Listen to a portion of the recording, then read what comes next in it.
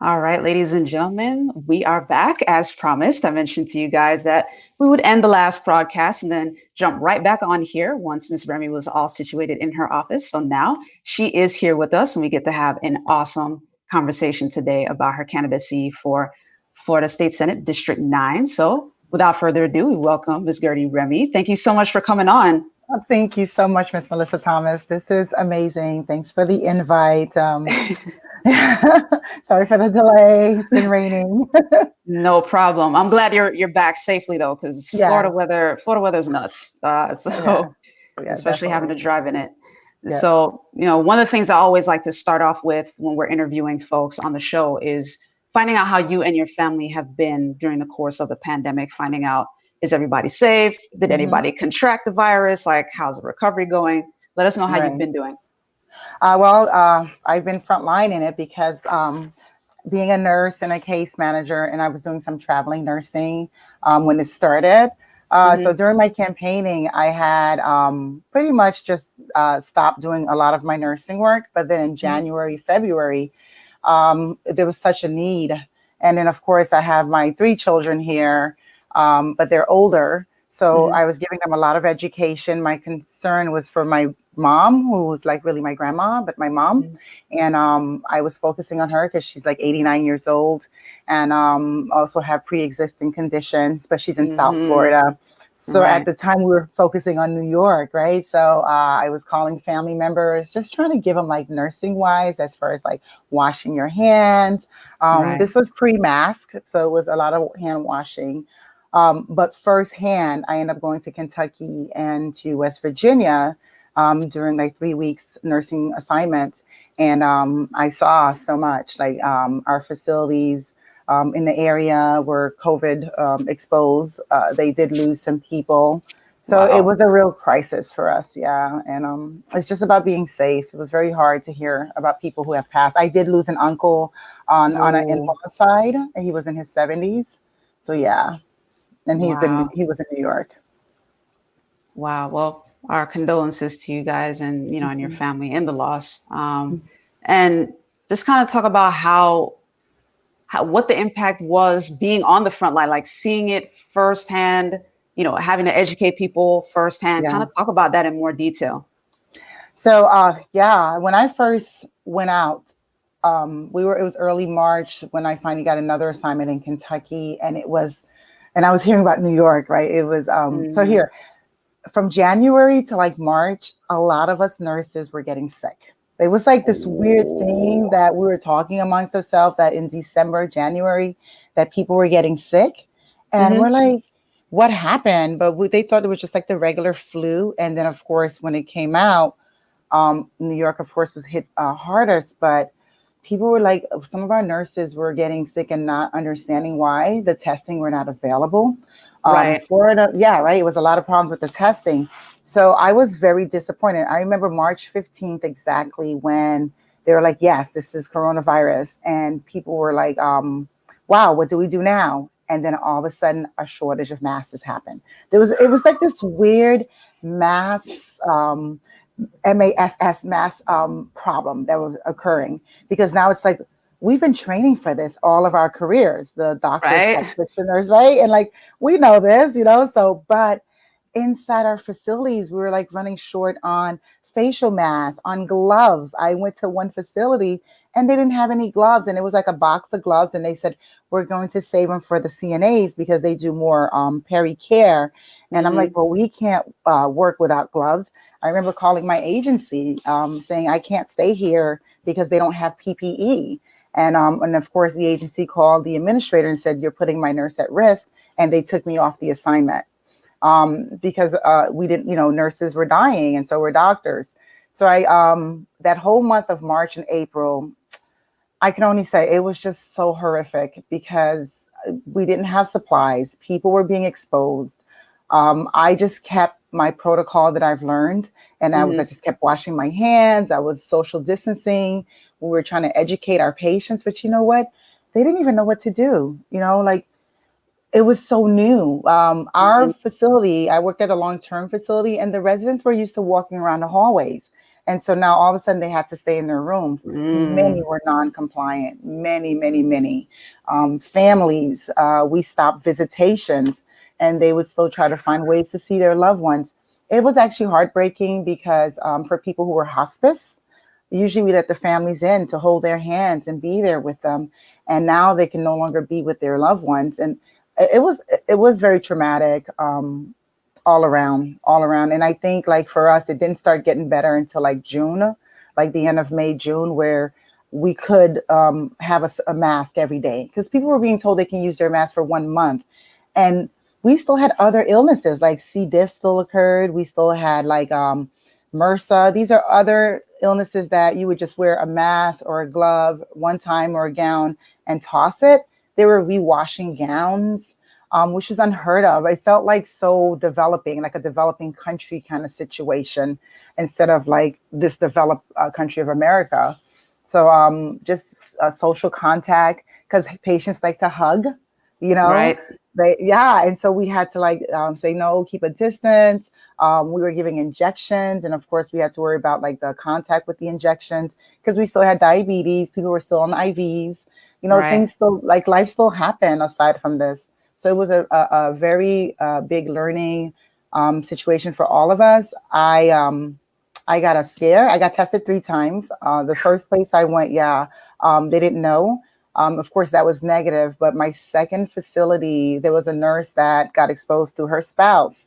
And because inside, once they figure out how to manage it, these facilities, we had no contact and you could only work one job kind of thing. So they were trying to control it. But then every now and again, something would happen. So I worked the overnight shift one night very closely with the nurse. And the next day, we come back to work, and of course, she's sick, right? And Oh. once you're sick, you get sent home. And of course, she got tested, and it was positive. And I'm like, crap! I spent 13 hours with this person last night. So immediately, I got nauseous, and I started throwing up. And they called me in, and I got, sent home for almost 2 weeks. Had to get 2 negative tests. And it did, but that whole process was very traumatic because I had to go and get tested, then go back. And I'm like, well, now I'm being super exposed because I had to go Right. to the facility to get tested, right? Right. And then my test took like almost a week, like 4 days for one test and another 3 for another test. So and we had to worry about paychecks. So the good thing is my agency immediately started to doing like some sort of workers' comp to make sure that I got paid. But the nurses who worked for the facility, they had to go through a process of using their time, their sick time for those 2 weeks. So, we had some who didn't get paid if they didn't have a sick time. So it was this was so mishandled all the way around. And it's only going to get worse, I think, before it get better. So yeah, it's very traumatic. And I've been in a field and I feel like I can do this in my sleep, and it was still traumatic for me. Wow. Yeah. Hmm. Yeah. And thank you for sharing that experience with us. We appreciate that. Thank Um, you. Give us your thoughts, because one of your biggest pushes is education as well, Hmm. particularly public schools. So give us Hmm. your thoughts on the whole debate right now in terms of schools reopening. Obviously, schools have reopened virtually, and in-person learning is going to continue on the 21st. But give Hmm. us your thoughts on the rollout. Yeah, the rollout, I actually did a whole video of it because Seminole County, the day that at first I joined the teachers union when they had their car caravan to not reopen. Hmm. And I'll explain more on that. And then the following day when they voted for it to happen, I did a interview at length. Well, I spoke at length with that. So all the stuff I just mentioned today, just now about like how difficult it was for professionals, right? Hmm. So in healthcare, every year or 2 years, depending on like what year our license renewal occurs, we have to do the infection control classes. We have to renew our CPRs. So we are constantly learning about these new illnesses, and still we fell behind. And we are adults, right? So you have like children from kindergarten to high school, and we know that they're very touchy, and children are just like that's how they are naturally. And to think that Hmm. we're going to have a kindergartner keep a mask on for 7 hours, that is ridiculous, because even us as adults, like, it's hard to breathe with the mask, and people take them off. They're going to switch up masks from each other. So my whole thing is the exposure rate for children will be very high, only because the fact that they can't social distance correctly. Um, children are touchy, right? And because they're friends, right? And so to Right. be able to say, please social distance yourself at this desk or that desk. And then you have lunchtime when they line up, right? They're touching the rails along the walls. In the cafeteria, they're touching the tables and getting up from this seat, going to that seat. So, and if we tell them to stop, it's really of a control thing. It's imprisonment a little bit, right? Because they're not being able to experience the joy of just being The students. students, right? Exactly. So, and then my concern was, like, as you get to the older grades, the ones that switches classes out, like middle school and high school, they only really get like less than 5 minutes between bell, because I was a substitute teacher for a little Hmm. bit for the 9th through 12th. And once that bell rings, they only have a few minutes before they go to another class. How are we disinfecting the desk correctly? Coronavirus stays between a day to 3 days on a hard surface. And Hmm. so we know kids put their faces on the desk, they take their book bags from the floor, they put it on the Hmm. desk, put it on their backs as they're walking out the classroom. And will somebody constantly be in there to wipe the thing down with bleach wipes or a solution or a hot solution before the next class starts? And that's just in the class. And then we have where kids are sharing foods, right? My daughter did that. I used to give her vegetables and grapes, and she would swap them out for somebody else's beautiful chocolate or something, chocolate chip cookies, right? So, like, how we're gonna get them to not swipe out foods, especially since we already know that public school is so lowly funded that they don't really have the allied professionals that are watching the children in the schools for lunchtime. I had said that they probably need to have medical staff, medical assistants, or nurses in the schools. Seminole County does not have nurses in the school system. I think there's one, and they have a lot of medical assistants in the office, which is why Mm. if your child has medications, the parent has to be the one to come in and give them the medicine, or they have to give a written permission that the child can take a Tylenol by themselves. So we're already shortchanged, short staff on healthcare staff. So unless they were thinking of putting a healthcare person in each class, where if somebody sneezes or if they're coughing or if they're blowing their nose and then touching the desk.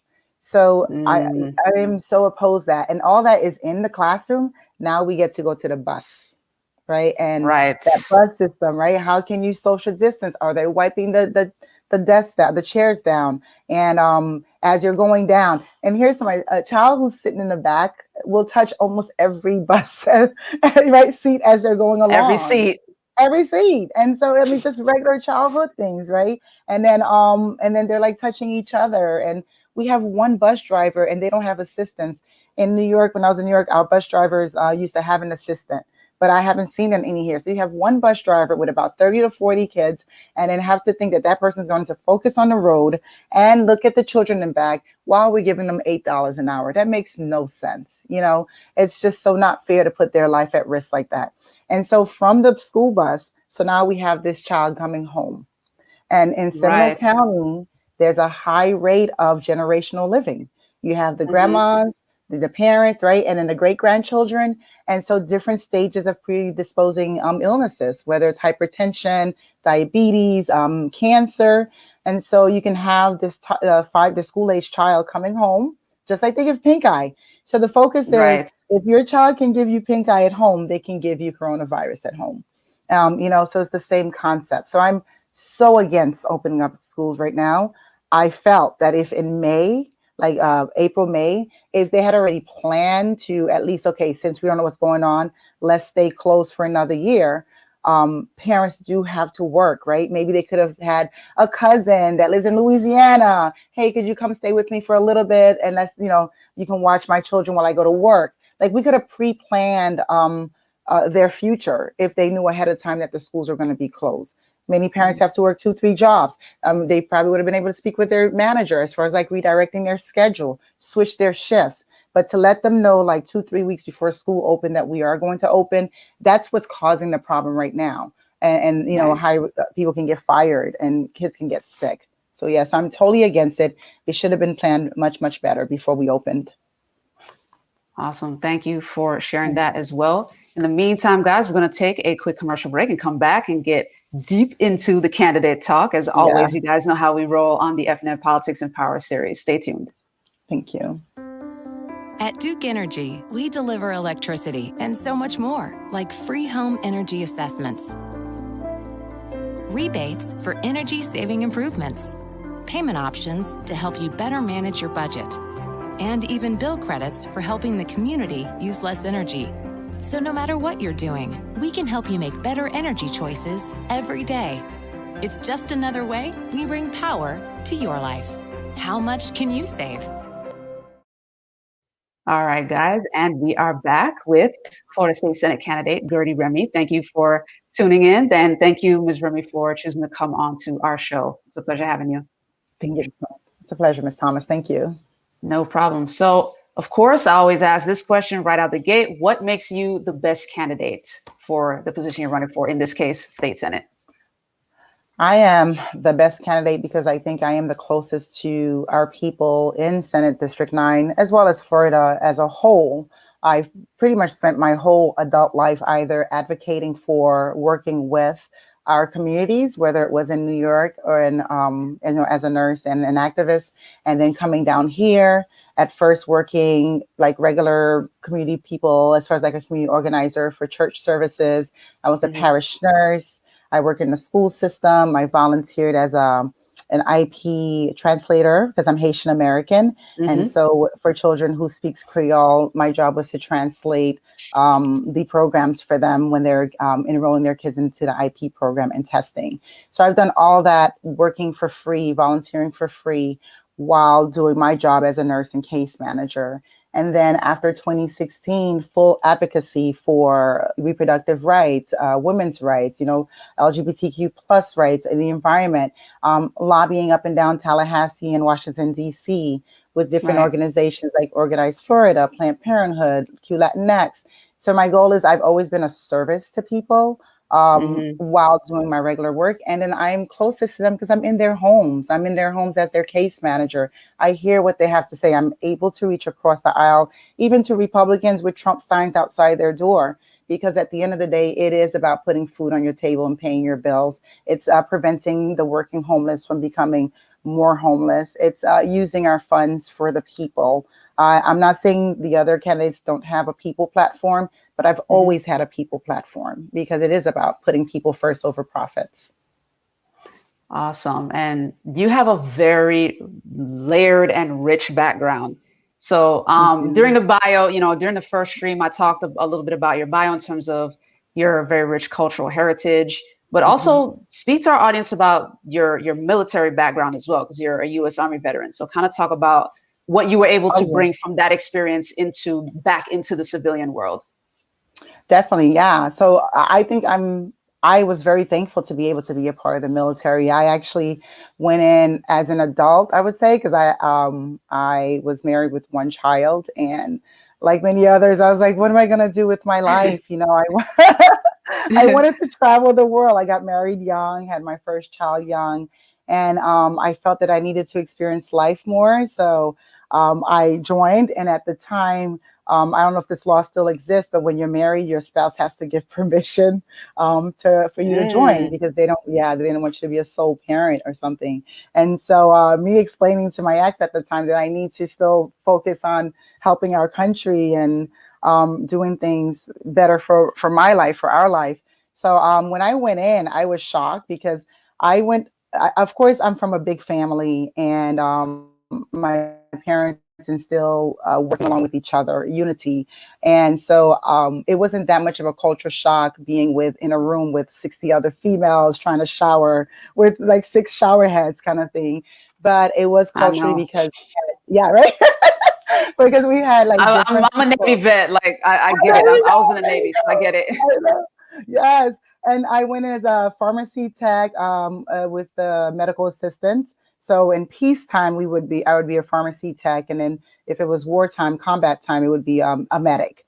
Okay. So during my training, yeah, it was like jumping out the airplanes. It was learning how to hurry up and put an IV in someone. And I worked at the troop medical clinic, helping admit patients. And so, the military gives you a wide range of MOS, right? Because we have Hmm. the job that we're supposed to be doing, and then of course the Right. janitor service on top of that, right? So and being disciplined. So I was always kind of disciplined, but I was kind of like rebellious. So the military put that in me, like to learn how to not say no the way I need to say no, but to work along with our sergeants and things like that. I had no real Hmm. rank because I just went in. But I learned the friendship that we had. Like I literally used to cry when they used to have that song, I'm proud to be an American, that song, when it would come on. I felt the pride of being an American and thinking that we were doing something really good for our people. And honestly, at that time, after learning how to use my M16s and shooting M30s and shooting at tanks, like I clearly knew that if I was an enemy combatant, that I was strong enough. Because listen, trying to run that 2 mile in under 10 minutes was like, right? Exactly. So I felt that Yeah, I get it.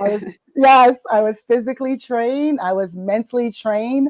And we learned how to triage, right? What's important. Like I had family Yes. members who, and like usually this is when your family member will get experience issues, right? So I had to focus. I had family who were going through issues, but I couldn't just get out, because you're the Right. property of the government. So I learned to love my loved ones at a distance. I made so many new friends and good friends that we're friends to this day. I also learned that racism, I'm not saying it's not in the military, but man, that connection that you get with your battle buddy and with your roommates, it's so beautiful. It's It's different. about, right? It's different. Maybe outside they may be a different person. I was straight up New Yorker. I was a straight up Brooklyn when I went in there. Me too. And, and then here Yeah. I am, like in Missouri and Texas and stuff, and I'm like, we're dealing with really Southern people, whether they're white or black, and then being Haitian American. So it was like a beautiful culture shock, but I was accepted, and I accepted them for who they were, because we learned about each other as we sat down and talked, and during our work, and we looked out for each other, because at the end of the day, the soldiers kind of stuck with each other to make sure that we didn't get, no one got in trouble, because we know, like, if your roommate got in trouble, you got in trouble too. So right. So Right. eventually my husband had came down. At the time, I actually came down with our kids, and I got to move off base, which was beautiful, because then I didn't have to wake up early to do all the other stuff, cleaning and jogging and all that stuff. So it became like a regular life for me, working at the troop clinic. And yeah, I would have renewed. I think at the time we were going through, I think it was the Korea and Kosovo and all that other stuff. And it would have been a hardship duty for me. My actually really good friend, she from Georgia, and she was much older at the time. And I say that because I thought I was like young and this, and she was going through a lot of shin pains, like her shins were, hurting and things Mm. like that. And she got her first hardship tour the moment she re-upped. And I'm like, oh, okay, so that's not gonna happen, because by then I had two small kids. And I'm like, I need to pretty much go back to New York and try to raise them and be a family. But I take that experience with me. It's just, I have a thing I said, I think people who are kind of confused as far as where they want to go, join the military, not under 45, of course, because we don't know what he's going to be doing. But for those who want direction, as far as like figuring out who they are, being independent, it's a good thing. But we all know, I've seen many soldiers join because they're trying to run away from home, and that is not the reason, because they'll have a hard life in there, right? Because of the fact that we know it's not a place to run away to. You have to physically Mm-mm. want to join it, right? Because I've done many suicide watches working as a medic for people who, because right, you sign that paper, you're in. They tell you, it's either Fort Leavenworth or the Army or the military, right? That's So it. yeah, that's the only two choices they give you. So yeah, but hopefully with a better president on board, then we can increase our military again. But we need to increase the healthcare, and we need to increase the GI Bill. We need to give them more pay. It's ridiculous how we underpay our military veterans, and then when they come back out, it's like, thank you for your services, but they're homeless or they don't have a proper car, or if that person went in because, like I said, they were running away from something, they come back to nothing. So we definitely need to do so much more for veterans. I'm the vice chair of the Seminole County Veterans Caucus, and that's what we talk about, the homelessness situation and the dual diagnosis, the psychosis with the probably an addiction or something with it, which is why a lot of our veterans are out in the street. So yeah, I am pro helping veterans. Awesome. And thank you, thank you for sharing that with us, and shout out to my fellow veterans. Yeah. If you're watching, shout out to you guys. Yes. We as fellow veterans, we love you guys. And I agree with you in terms of the song is called God Bless the USA. I agree. Yes, and I mean, as a fellow immigrant too, I'm Jamaican. So coming up here, growing up as a kid, and then hearing that song, because I was in elementary school when I first heard that song. So like, there's a certain appreciation you have as an American citizen hearing that song anyway, but then there's a different layer when you put on the uniform and then hear that song. So I totally identify with you, and for sure. So we're going to get a little deeper into conversation, guys. Continue to stay tuned. We're going to get into Ms. Remy's platform, like piece by piece, because she has a lot of causes that she is fighting for, and we want to break that down. So stay tuned. Take care. Thank you. We wanted to move back home to be closer to his family. We decided to go with pods because things were stressful enough. We weren't sure how long we were going to need storage for, so we needed something that was flexible, and then they can deliver the container to wherever we move to. We haven't found the perfect house yet, but we're still looking. All right, guys, and we are back with the FNN Politics and Power series with Guerdy Remy, who is a candidate for State Senate, District 9. So, Ms. Remy, let's get into your platform. There's a lot you are fighting for. And I mean, we wanted to make sure to, just so it doesn't seem like a fire hose to anyone who's, who may be going on your website and like, how is she going to get all of this done? So, so let's start with you're pushing for healthcare for, people for all walks of life, especially as a licensed nurse. Like, that makes sense. You're in that industry. You're also fighting for changing the minimum wage to the state minimum wage to $15, fully funding K-12 schools, and, making public colleges and certificate programs free. So let's start with just those. How do you plan to fund each of those initiatives? So the Medicaid, for the increasing the Medicaid waiver, we did not take the ACA funding that was given years ago, and that's leaving over $60 billion, I think, on the table.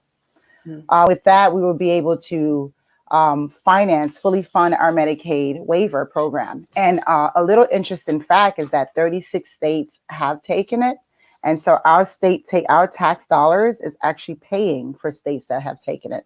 So basically, we are paying for California's Medicaid expansion. We're paying, if Maine have taken it, we're paying for that also. Florida is not reaping the benefits because it came with conditions that at the time our governor did not want to have included in Florida, so it was denied. But for Medicaid waiver, the way we'd pay, first of all, is of course to definitely accept that money. We would be able to, not over 900,000 people would be covered immediately with that. A Medicaid waiver expansion there's a threshold of how much a person can qualify for Medicaid. I think it's between $1,200 and $1,400 a month in income. And if you're below that income, then above that income by even $1 or $2, you don't qualify. And in this stage of coronavirus, that is so harsh for that to happen. So the money is there. There was a bill that was laid on the table last year and a year before that also, and all these bills have been denied. And our legislation in Tallahassee, because they denied the bill, we did not take the waiver. So we will fund it by accepting the ACA, which will bring jobs, because along with the money that would be taken, it will bring healthcare jobs.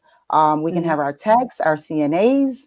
We will be able to open up more clinics. It is focusing on job growth as well as increasing Medicaid for our Florida citizens, our residents. Okay, so what we are leaving is $65.2 billion. If Okay. we had accepted the Medicaid waiver, the Medicaid expansion, that's a lot of money that we can bring into Florida that would definitely help with these plans. So that's how I plan on and doing that, because there's so many state senators and state representatives that are for it. But we need to first be able to flip these seats, because sometimes we can get some Republican state senators and Republican state reps on our side, but they would have to make sure that, you know, it's something that we can follow through with. So once we're able to be maybe close to a majority, we will definitely accept that money, and Medicaid expansion will be fully funded that way. When it comes to public schools and education, I was there when it was passed that we were going to take money out of the public school education system and then put it into private charter schools. And I've said it over and over again, I'm not against charter schools. Haitian American, most of my family in New York went to Catholic school, but my mother, my family, we put all of us through public education in New York City. And it's a financial thing. So the private education system needs to find funding the way other private schools found funding, right? Through their donors. By taking the money away from our public education system, we have allowed for our school to be stripped of teachers' pay, to be stripped of technology for our schools, our bus driver's salary. There's a lot. Even like, for example, if you have a child that goes to a charter school, we are taking away the bus money, the lunch money. We're taking away that funding and sending it. So it's a twofold. It's not just us taking money from public education through the loans that they give them. It's also taking away money as that child goes to that school. So it's twofolds. So for example, we have what's called the FEFP, and that's the charter school funding, and it's funded through our so what is that called? I'm sorry. FEFP is Florida Educational. It's like a loan that they give out to people, and so the charter schools get it, and when they pull it, it leaves that school.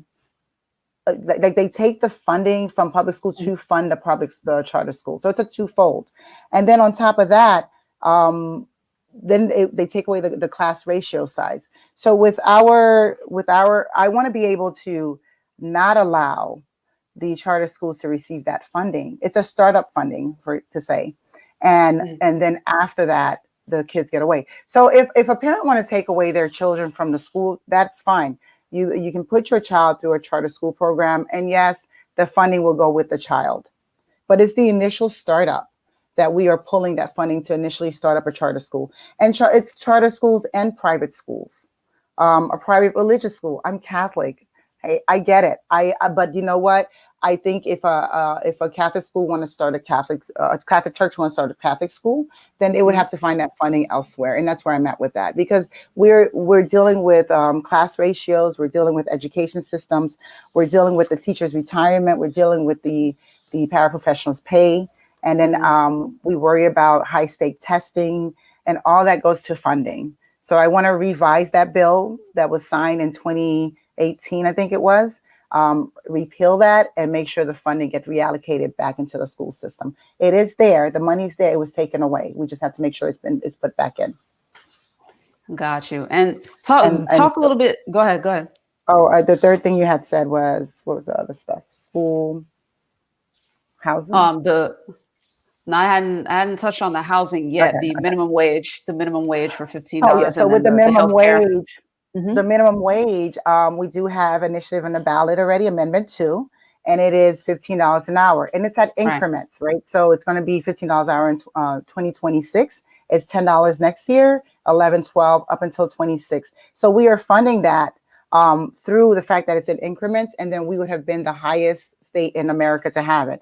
But really quickly on increasing minimum wage, because I get that a lot. That's actually one of my main questions that our voters inbox me. How can business survive if you do that? Retention is huge. Anyone who has a business knows that the highest cost of a business, besides your fixed cost, is the cost of retaining an employee. And in healthcare, that's a huge thing. You'll find a nursing assistant leave this nursing home to go to another one for 50 cents more, $1 more.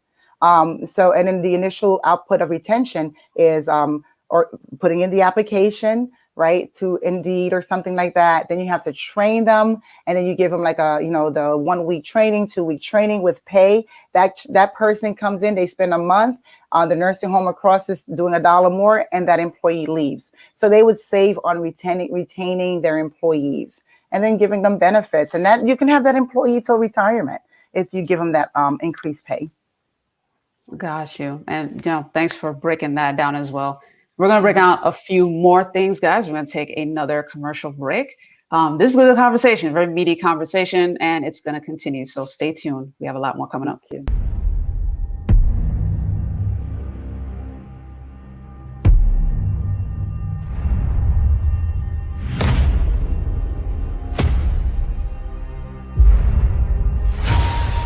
All this time we fought side by side. We trained together.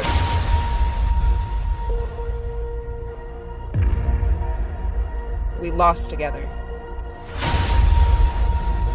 And now, you're the only one standing in my way.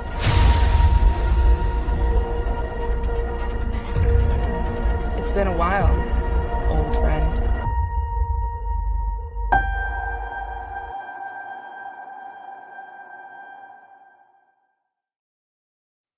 All right, guys, we are back. So, Ms. Remy, I did want to ask you about one of the key things that a lot of voters usually consider when they're looking up candidates, particularly in local elections. So there might be less visibility. So what are some of the accomplishments that folks can look to with regards to you as to whether or not to vote for you? So our website had gone through some changes because our campaign manager was trying to focus on the issues that I've been fighting along with throughout these years, and to put those out front. And one of the things that we actually did was that we had left out repro, I guess, for like the way that, because I've been a repro advocate all along pretty much with my own abortion story. And so I had a voter inbox me like, where do you stand on women's rights in repro? And I was like, I was like, I guess this person don't know me, right? But then I realized why, because it was not like really the top things that were mentioned, but we were trying to focus on the things that I also did that people did not know about, and trying to put those issues. So definitely our website, which is Guerdy Remy, 4 Florida.org, or GuerdyRemy.com. I actually take personal phone calls. I take personal texts. They can Google and see, I guess, what I've been doing throughout our community. But if it belongs to a union, if it belongs to women's rights or people's rights, or Black, brown, and white communities that are vulnerable rights, I'm in it. And these are not new things. These are things that I've been doing all along, just like on the sideline as an activist, because it was the right thing to do, right? And I was not afraid to do it. My kids were grown, and I'm like, hey, you know what? It just felt natural. Like, I can speak to a legislator and say the environment is very important, and you need to put more tougher regulations on big sugar. You need to protect our wetlands. And these are things I was doing even before. So a person can find more about me through that. And if they're looking for a campaign that stands for the people, definitely look at our website, go through our Facebook. It's been challenging because financially we're very grassroots. So it's word of mouth and Facebooking and social media kind of thing. Got you. And for the audience that hasn't gotten to your website or hasn't been on your social media yet, if you don't mind, just kind of share a little bit about that abortion story. Yeah. So when I first, and actually I shared it for the first time in 2018, and I'm 50. So this was when I was 17, and it took a lot because, when we have trauma, we kind of put it in the back and just keep going. And all my life, I've been taught to be a strong Black woman, right? Strong Black women we can't fall, right? Because I have kids, family, that's, a lot of people on my shoulders. So I was just always trying to just keep going. When I started doing repro rights with Organized Florida and Planned Parenthood, I started hearing other people's stories. And it was so vulnerable to me. Like it was like I was helping them through their storytelling and through lobbying on these really bad abortion bans. And one day we sat in a circle, and I had a really good friend with me, and she was just holding my hand, and I was just shaking, because it's like all these years I've been helping other people, and I never made the connection between my own abortion story with that, because it was pushed in the back of my head. And I felt it. I felt that it was time for me to talk about mine, because of course it was through an inappropriate relationship. I was 16 and he was like 26 years old, family friend. So, you know, you kind of wonder, where does that, is it like consensual, not consensual? And even I sit back and be like, well, because I was trying to rationalize it in my own head. But no, like, this is somebody I knew since I was 14, an older family friend. And so I could not be consenting at that age. And being Haitian, it's like, I don't want to say it was the norm, but like we're taught that, well, I felt that it would show that I was promiscuous or something like that. There's a lot of other layers of issues with being born from the islands and having that culture. So of course I was a virgin, and he was my first, and I was 16 going on 17. And actually, it was in a car. We met at night. I snuck out my house, and boom, kind of was forced to do it. From what I'm saying, more than like, I just felt like I had to, Okay. And I remember I was a senior because I graduated at 17, and I was like, gosh, I'm going to graduate, so I need to like hurry up and get this over with. Like, I felt like, and we did it. And it just so happened that I was somebody who was always late, irregular. Years later, of course, I ended up with fibroids, but so I didn't miss a period and say, oh, I missed a period, because some days I get it for like a whole month, and other days I would like not get it or spot. So I went through my whole graduation focusing on all that. And it wasn't until the summer, my family sent me to Boston to be with uncles and friends for the summer before I start college in September. And I think I was pregnant like in May. So May, June, July, August. Yeah, I was pregnant in May because it was like April was my birthday. And we did it like around that time. So I started seeing the lump, the bigness of my belly, embarrassed, not knowing. And then somewhere around August, I was like, okay, something's wrong. But here I am with like older aunts and older uncles. And I have to tell you, coming from a Haitian background, it's a tough place to be, because I was the hope. I was the hope of my family, because the others were all born in Haiti. I was born in Haiti too, but I got here when I was 5. So I was in the between both. Like, I was that generation that I was able to assimilate into American culture. And I was supposed to be going to law school and stuff like that. So I was the hope of my family, the first I was going to be graduating in America kind of thing. And so a lot of burden was on me. And my aunt she was getting married in September, early September. And I was her bridemaid, and we're trying to fit our clothes that I picked out earlier, and I couldn't. And then, and she just pulled me aside while all her, the wedding people were there. And she goes, "You're pregnant." And I'm like, the emotion that came from that, because it's like I want someone to say it so I can say it. Because before then I was drinking tea and things like that, thinking if I was pregnant, it was going to go. I had no access to anything. I didn't know anything about health insurance. I didn't know anything about Planned Parenthood or abortion. I didn't even know where I stood. I was supposed to be some good Catholic girl, right? So there's a lot of emotional baggage with that. And he didn't even call after we had sex.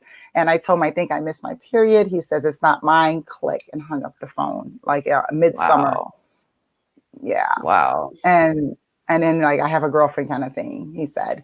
So so that was out of the picture. And my aunt, when she grabbed me, she goes, "What do you want to do?" And I'm like, "I want to go to school. I want to go to school." And we knew that my mom would have been devastated.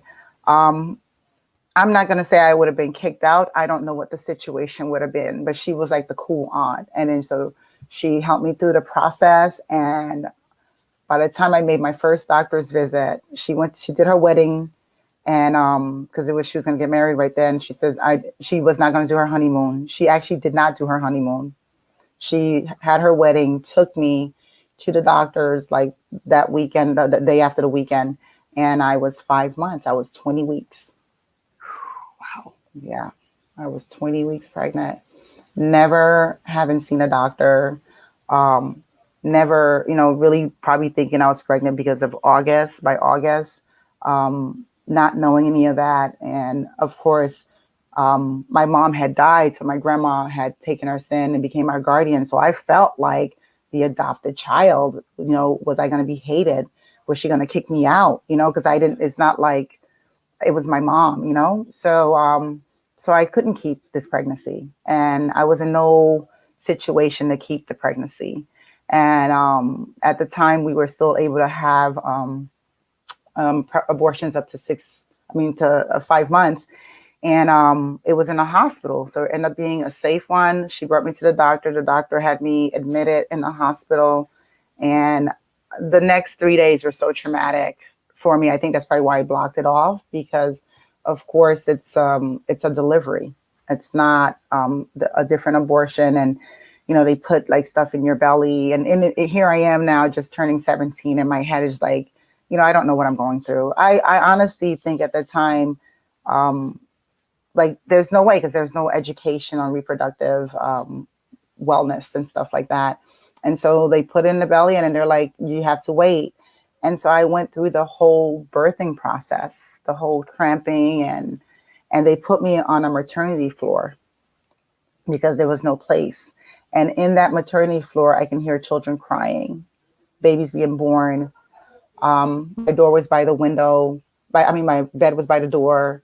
And then they put a pregnant woman in my next bed that was expecting, that was going to deliver any minute now. And when she found out that I was having a late-term abortion, she asked to move. She cursed my ass out. I'm sorry. She cursed me out. I apologize. She really did. She told me off, and she said she was not going to be in a room with a baby killer. And the nurses at the time were being kind of weird too. It was stigmatized big time, and I can hear them. She's killing her baby. Like they're down the hallway. And I spent that whole night, crying, going through what I went through. And the next morning, of course, I'm in full-fledged labor, and my aunt came, and she came right after I delivered in the bed. And it, was very traumatic enough. And then from the time that I delivered to when I got discharged, they basically just like, my door was closed. I was very alone in my room, in my own head, just figuring all this stuff out, not knowing. My grandma didn't know till way later. And then when I finally got home, the guy called, because my auntie called him to like tell him off. The whole family was going to be like, this is what she just went through. And then he called me and said, if I see you, I'm going to kick your butt. You dumped my baby. Yeah. You know what I mean? It's like, so all that was blocked. And because I couldn't make sense of any of it, and I just kept going, right? I just took it in and chuck it and just kept going with my life. But it wasn't until I started hearing other people's stories and learning that we have a right to our own bodies, and these laws that they're making. If you have not even a homeless, but you have a foster care child, and like in my situation, if they made the parental consent, I wouldn't be able to have an abortion because my mom was murdered. She was dead. My father was not in the picture. My grandma, you know how they just take you, right? She did the legal paperwork after, but hey, they take you in, but legally there's no paperwork. So there was no way I would have been able to have this abortion at all. And that's why I'm pro a person's right to make their decisions to their body and not have the state involved in that, because we don't know anybody's story. And some people just are not able to keep their pregnancies, and that's their right. And if you want to keep your pregnancy, then that's your right too. Got you. And thank you for being open and transparent and sharing that story. I have a follow-up question to that, and I'm going to ask that follow-up question after this quick commercial break, guys. So stay tuned. We'll be right back. This is a very meaty conversation. This is really good. So stay tuned, guys. Okay.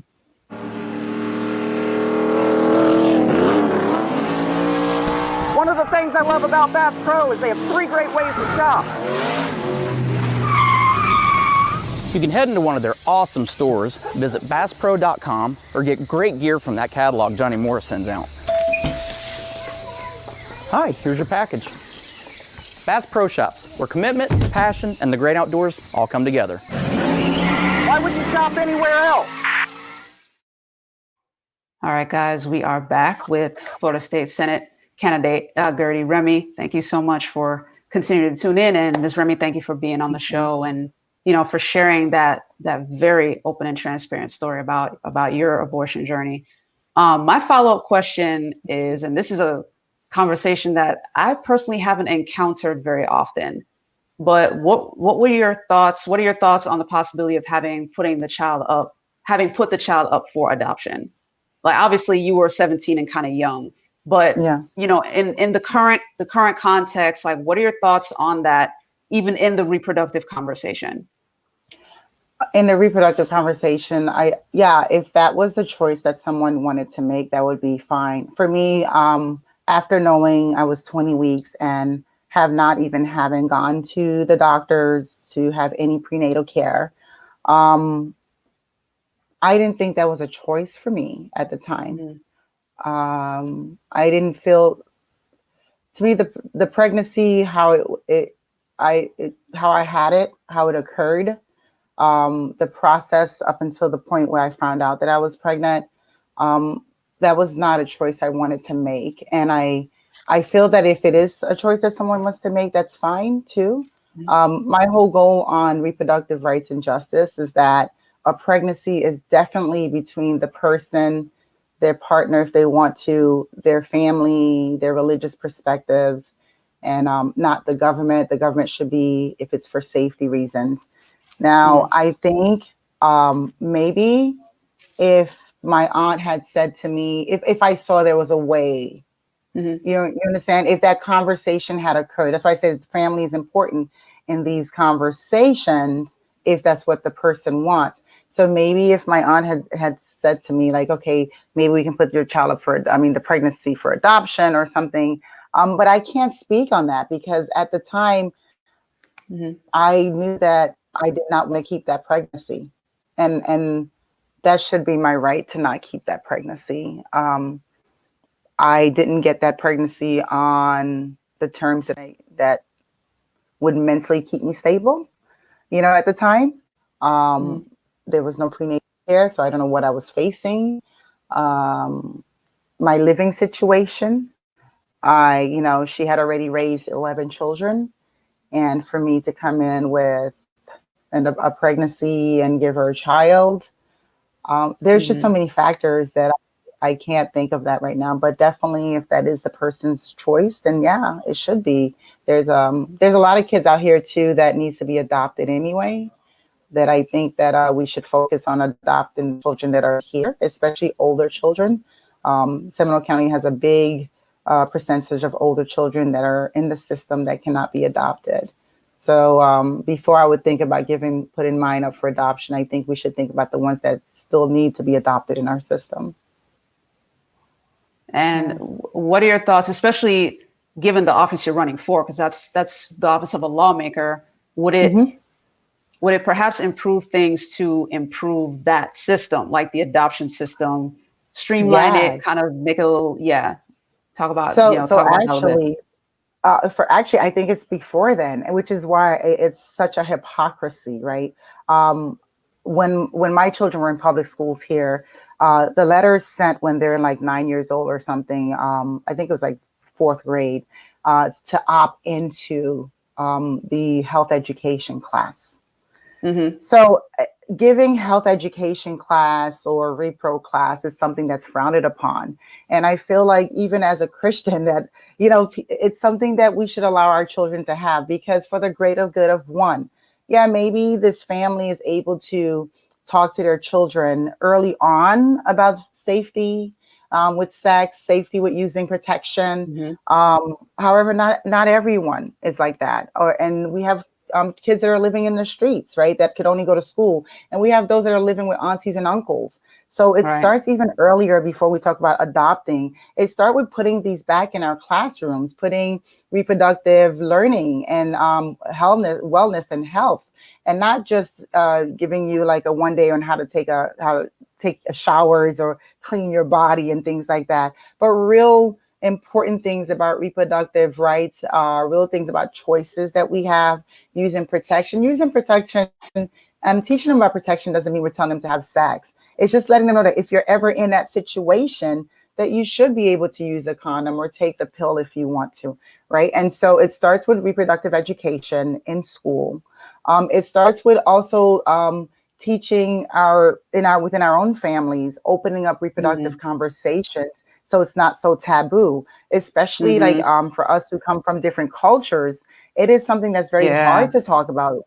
We had a group, we had a group called EOLA, and it was all about Latinx people, Afro Latinx and Caribbean Latinx. And it's how this conversation to our auntie, how I couldn't feel comfortable to talk about reproductive rights with my grandma. We need to stop stigmatizing the word abortion, the word protection, using protection. These words are stigmatized. And so this is why people don't talk about it. So as a legislator, we want to make sure that we promote these in school, promote learning about your body, promoting, learning the good touches, the bad touches, the good relationships, the bad ones, the predatory relationships, right?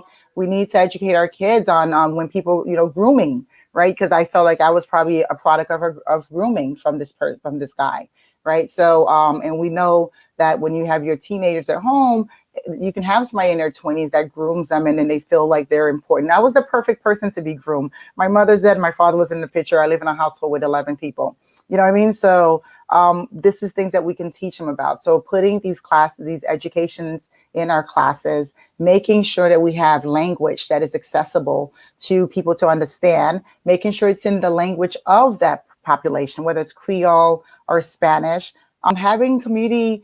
This is why when I talk about defunding the police, we'll talk about it later, but that money could be used for community centers, right? Where that person, that teenager, that child can go in and feel free that they took their counselors out of school. So they can go in there and say, listen, I'm feeling pressure to have sex. Please tell me, because I can't talk to my parents about this.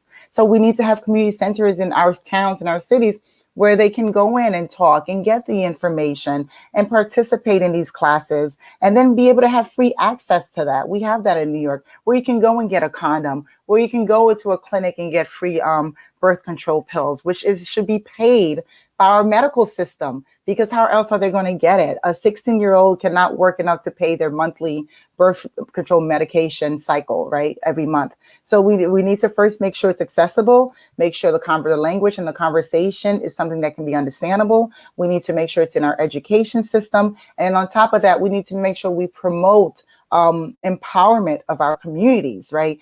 Because most of the communities that suffer through this are our Black and brown and vulnerable, poor white communities. So we need to make sure that we are in those communities. We're empowering them to talk about sex. It is okay to talk about sex. Talking about sex does not mean you're promoting sex. It means you're giving them the tools and the material so they can know how to make the right decisions for their lives, how they can get out of situations that will be harmful for themselves. And then maybe, because we've seen that when things like that happen in other states, unwanted pregnancies or unplanned pregnancies decrease. Violent crimes with rape or things like that, STDs, these are the results decrease the percentage. So legislators have a right to do stuff like that instead of creating laws to decrease access, especially in neighborhoods that are impacted. We need to increase access.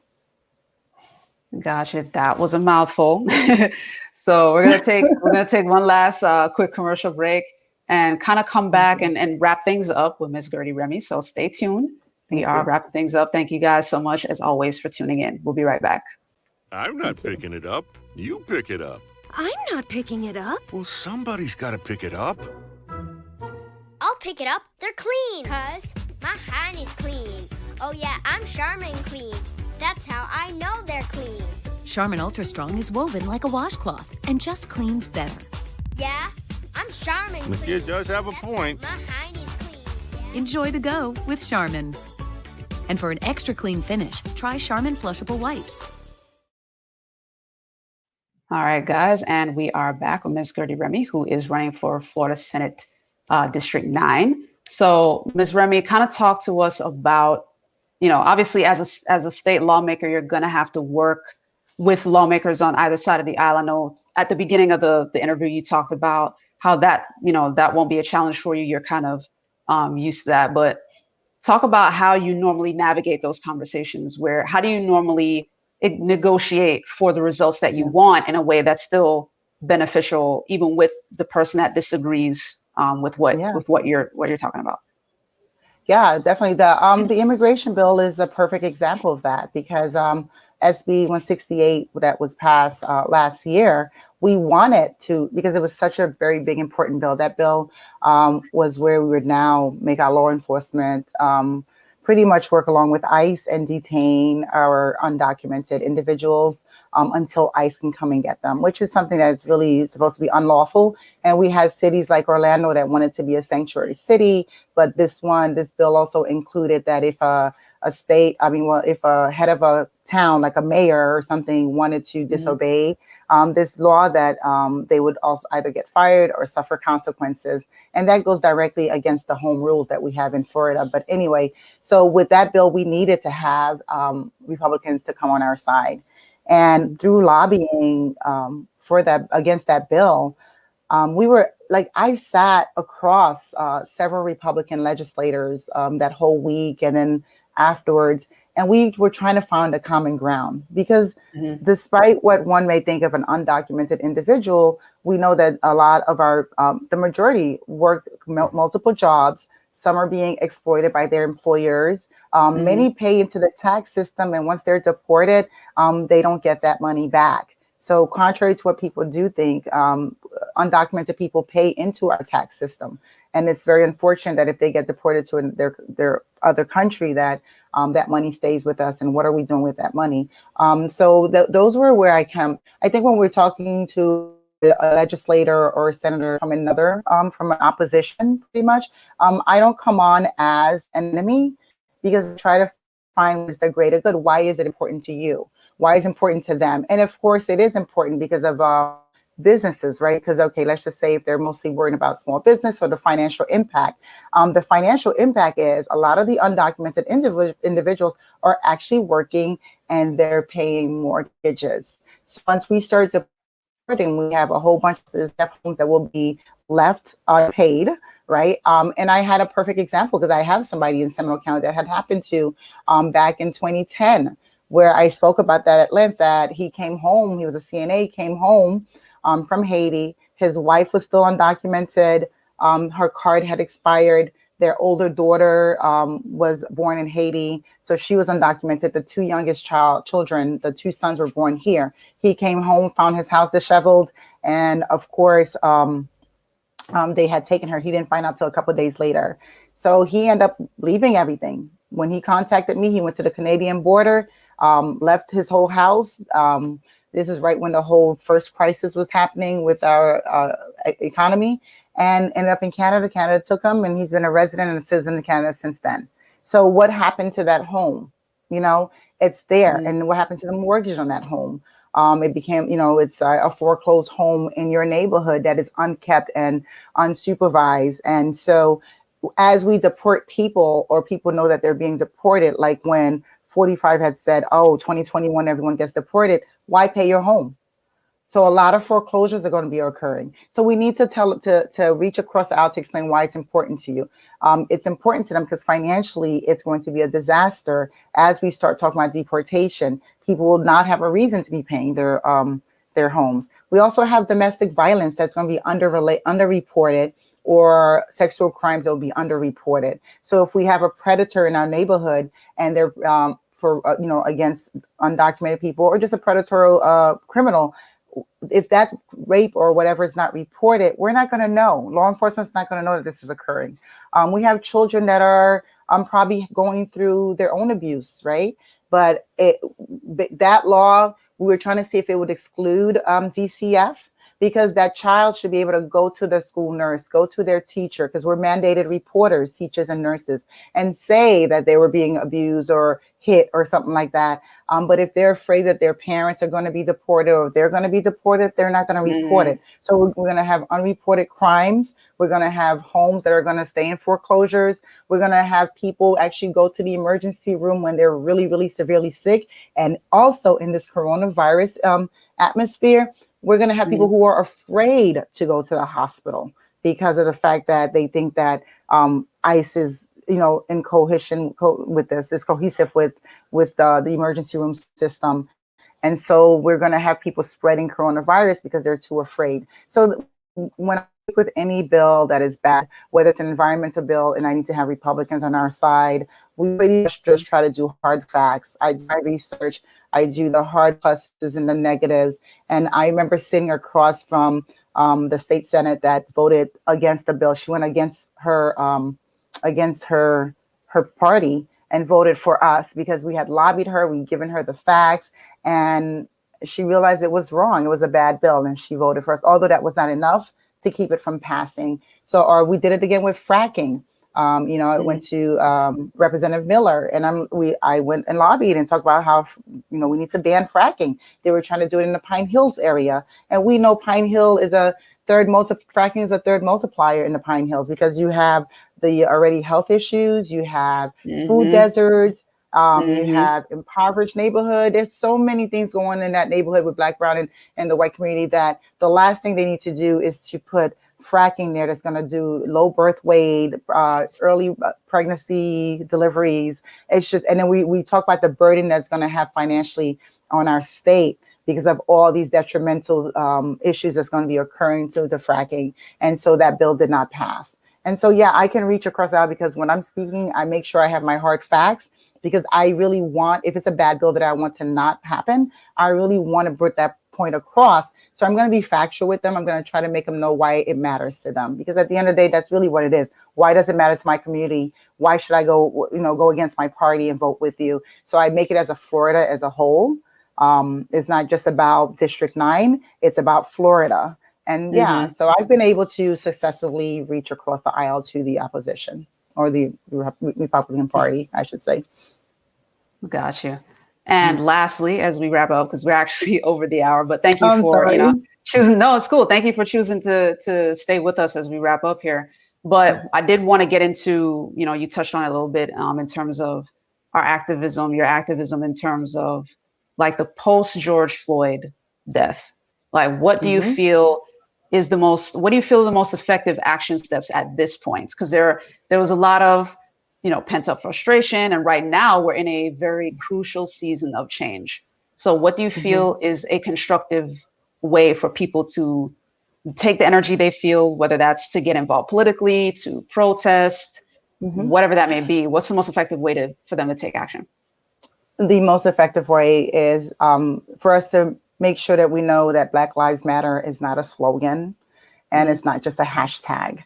So a little history is that I am old enough to remember everything from Rodney King on, and living in New York from like Yusef Hawkins and Tawana Brawley.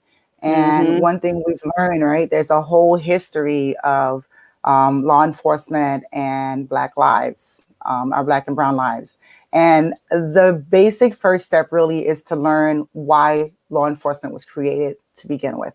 So we know, so because when I say the system was designed like that, if somebody really doesn't know the reason I'm saying that, they may be offended. But it was a system after we had our proclamation to free the slave. The one line in there was that they would be free except if they are prisoners, right? So go back to the proclamation, read it, realize that Blacks would be free unless if they're prisoners. And immediately the prison system that we have right now was invented right then and there. It was not that way prior to that. And it became a prison system that was designed for Black people to be in prison so they can stay as slaves and slave labor. So this system was designed to keep Black people imprisoned. And it's just a fact. Now, how it increased depend on each and every legislating or administration that came afterwards, whether it was through Jim Crow laws that made it, whether it was immediately actually where it was like minor things became crimes, right? Talking to a white woman or eating at a different diner kind of thing that became crimes, to where it was like not owning your own land, to the Jim Crow laws. So the prison system was allowed to keep growing. And now we have the 1994 crime bill. And I know people talk about it at length, and maybe some people in my own party want to put that to rest, but we can't. I was already an adult when the crime bill was signed. I have my own family that was living in California at the time that suffered because of the crime bill. And so the crime bill not only put billions and billions of dollars into law enforcement as we know it. It also increased with private prisons. It increased with all these other laws about the three-peat laws, the mandatory minimums. The crime bill was designed to keep more Black people in prison.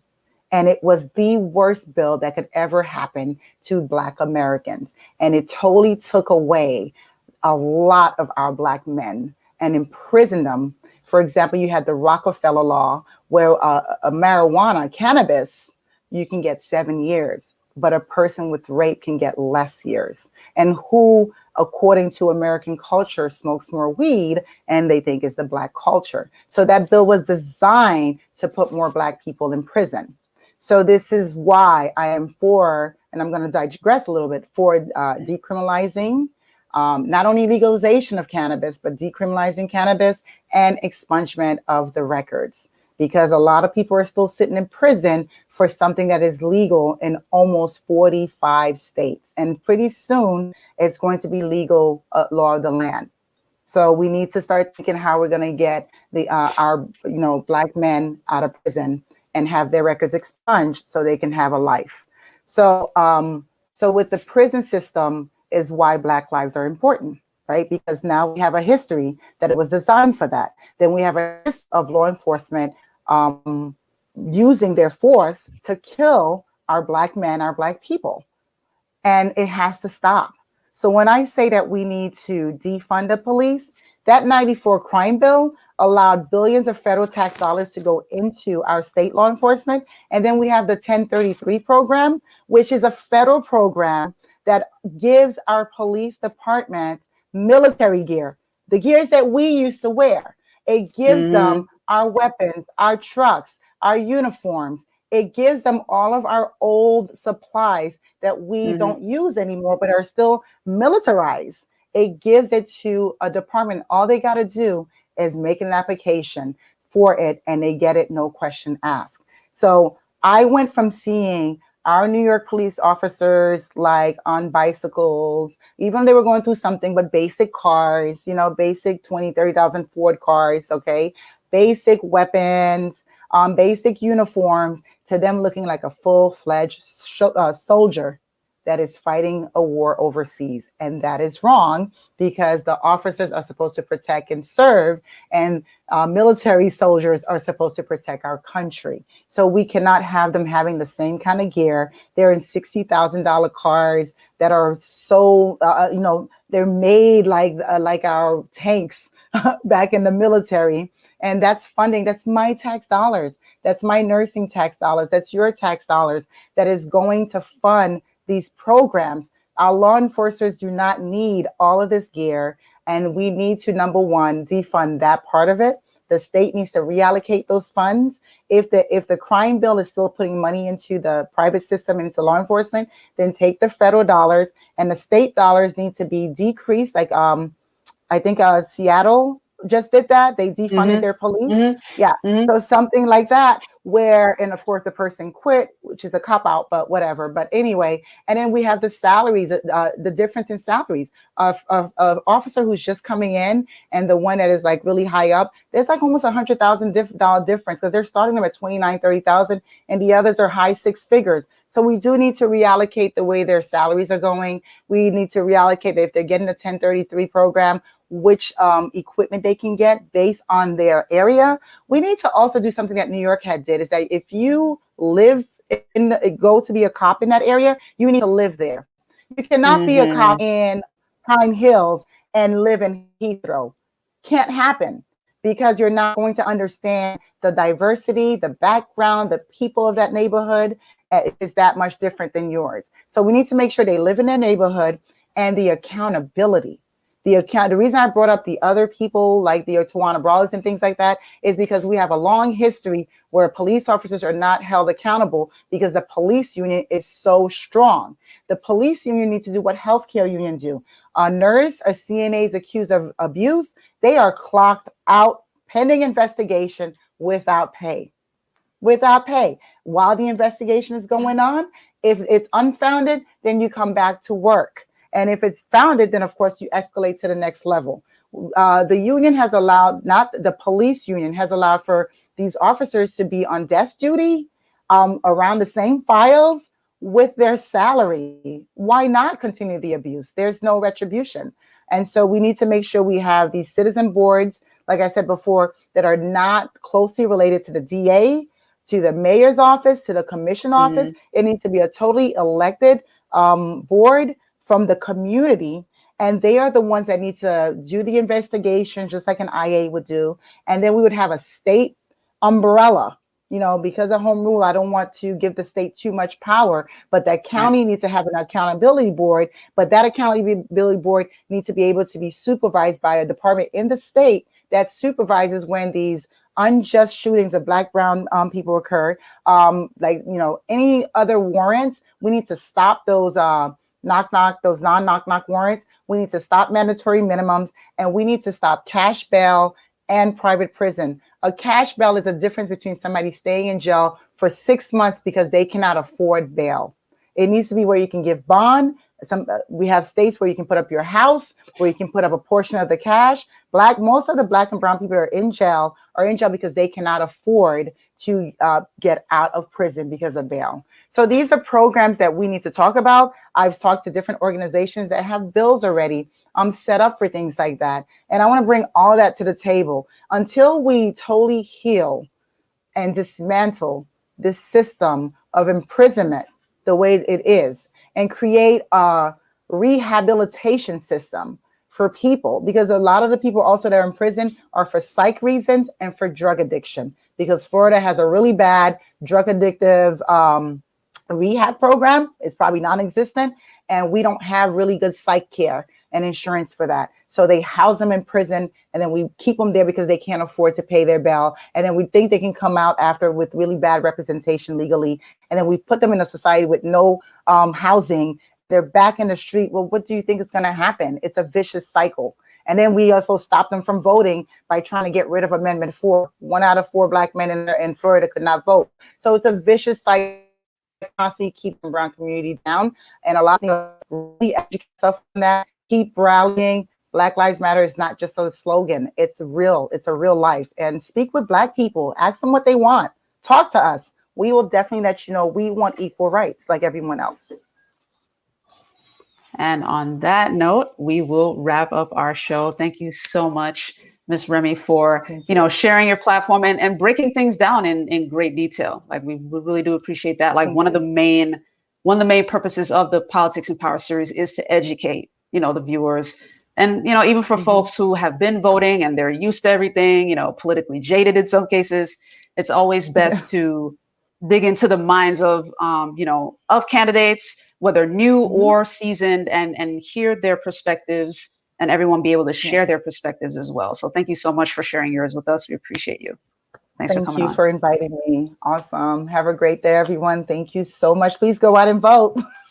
Yes. Absolutely. Thank you, Ms. Thomas. Thank you. No problem. Thank you. All right, guys. Thank you guys for watching the show today. And, as always, it is a pleasure. This is a 2-time-a-week show, so I'll be back next week. As you know, Tuesdays and Thursdays at 1 p.m. So be sure to tune in live here on Facebook and on YouTube as well. We simulcast the show. And since it is a day during the week, you guys are going to see me again one more time this afternoon at 5 p.m. Eastern, when I come back with the evening news rundown with your top headlines for the day. Just kind of give you guys a quick update wherever you are, whether you're on the go, whatever's going on. I always like to give you guys the latest news. In the meantime, though, be sure to follow, subscribe, all of that fun stuff. You can find us at Florida National News on Facebook, YouTube, and Instagram.